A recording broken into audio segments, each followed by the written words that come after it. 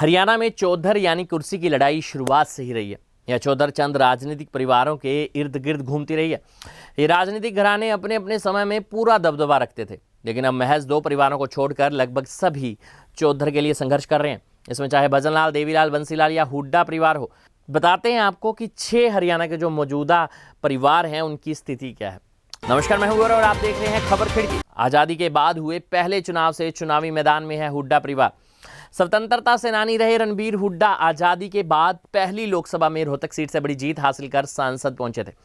इसके बाद दूसरी लोकसभा में भी चुने गए। 1962 में पंजाब में रोहतक सीट से एमएलए चुने। 1968 में हरियाणा का गठन हुआ तो वे फिर विधायक चुने गए। इसके बाद राज्यसभा सांसद रहे। उनके बेटे चौधरी भूपिंदर सिंह हुड्डा 2 बार हरियाणा के सीएम रहे। हुड्डा 4 बार सांसद और 4 बार विधायक रहे। भूपिंदर सिंह हुड्डा के बेटे दीपेंद्र हुड्डा भी 3 बार सांसद रह चुके हैं, लेकिन 2019 के लोकसभा चुनाव में दोनों पिता पुत्र चुनाव में खड़े हुए। हुड्डा ने सोनीपत से तो दीपेंद्र हुड्डा ने रोहतक से चुनाव लड़ा, लेकिन दोनों चुनाव हार गए। विधानसभा चुनाव से पहले हुड्डा ने हाईकमान पर दबाव बनाया और प्रदेशाध्यक्ष पद बदलवा लिया। अब चुनावी कमान लगभग उनके हाथ में है। ऐसे में अपने गढ़ के साथ साथ प्रदेश भर में कांग्रेस की ज़्यादा से ज़्यादा सीट लाना उनके लिए चुनौती है, जिसके लिए वो संघर्ष कर रहे हैं।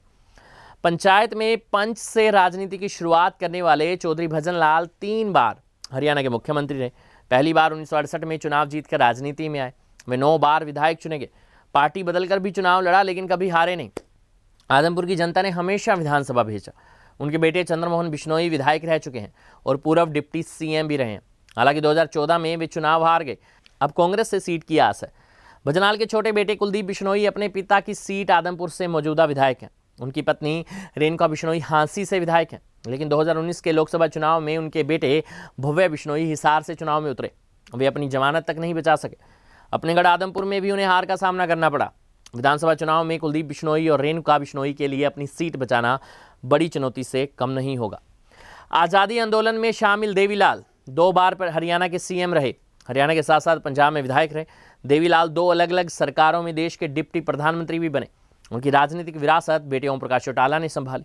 चौटाला 4 बार सीएम रहे।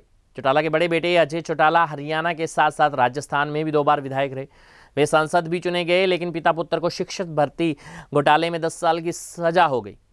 चौटाला के छोटे बेटे अभय चौटाला हरियाणा के विधायक के साथ साथ 2014 में विधानसभा के विपक्ष के नेता भी रहे। अजय जेल गए तो बेटे दुष्यंत चौटाला ने राजनीति में कदम रखा और सांसद बने। दुष्यंत के छोटे भाई दिग्विजय ने कमान संभाली।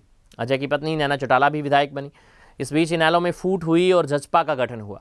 आज स्थिति ये है कि इनेलो के बड़े नेता पार्टी छोड़ चुके हैं, तो जजपा अभी संगठन खड़ा करने में जुटी है। दोनों पार्टियां संघर्ष कर रही हैं। बीते लोकसभा चुनाव में इनेलो एक भी जगह जमानत नहीं बचा पाई, तो जजपा महज हिसार में जमानत बचाने में कामयाब रही। हरियाणा के तीसरे मुख्यमंत्री बंसीलाल 3 बार इस पद पर रहे।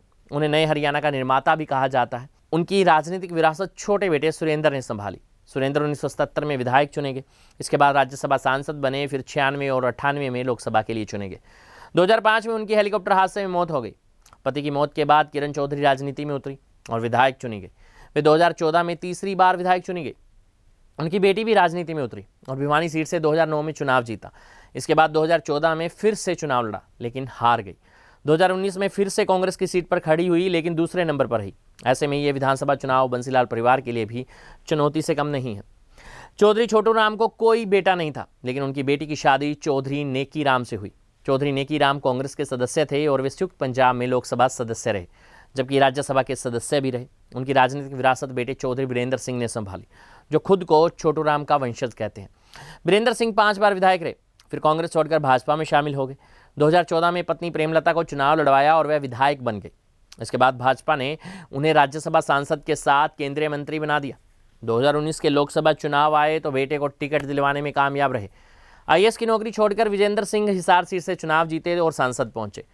मौजूदा समय में उनकी पत्नी विधायक, बेटा और वो खुद सांसद हैं। उन्हें भाजपा में आने का प्रसाद मिला है।